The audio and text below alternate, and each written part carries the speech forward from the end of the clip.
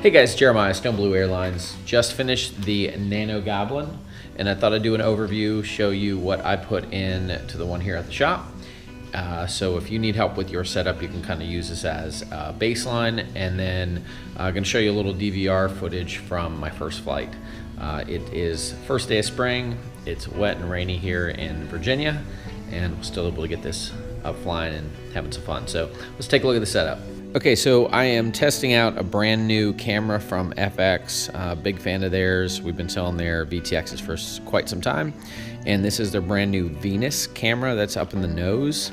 It is a 4.3/16.9 little micro cam. It takes all sorts of voltage range inputs and honestly performs really well. You'll see it here in the DVR footage shortly. I went ahead and laminated my entire surface of the aircraft on the whole front leading edge of the wing to about midway, about in here. The entire nose has laminate, as well as the bottom and underside back and through and over the Elevon surface. So I wanted to kind of beef that area up where I've seen some guys flying them and crashing them and making some breakage on the wings and separating from the fuselage. And so instead of waiting for it to happen, which I know I will crash at some point with it, better to go ahead and build for crashing than repair after crashing. So I like to kind of be proactive. So 3mm laminate is what I went ahead and did on this one, and keeps it fairly light, didn't add too much weight, and I tried to keep most of my weight forward of the CG with a little bit on the bottom, as much as I could that way.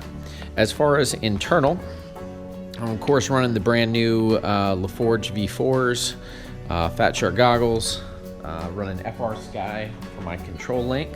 I got our BAS antenna right here and little SMA mod plate that you can find in the store. Stock motor from Cobra.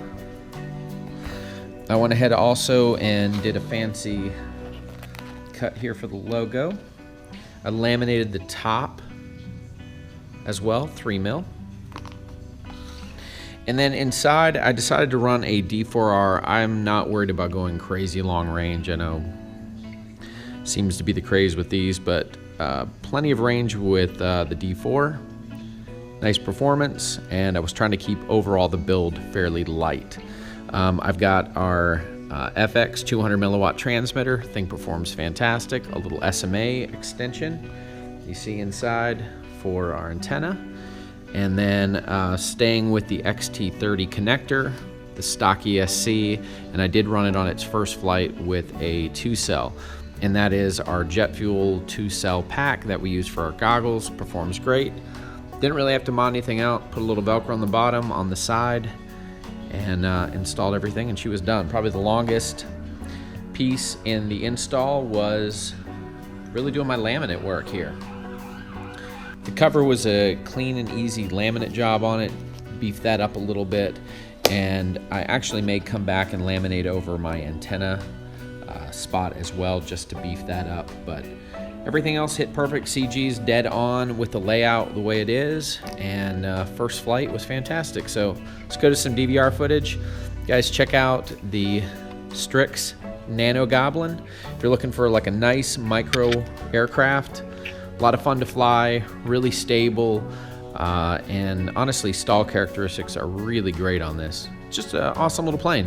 A lot of fun. I had fun today, about 10-15 minute flight, and look forward to more flights with this and doing some proximity in my neighborhood and in and around the area.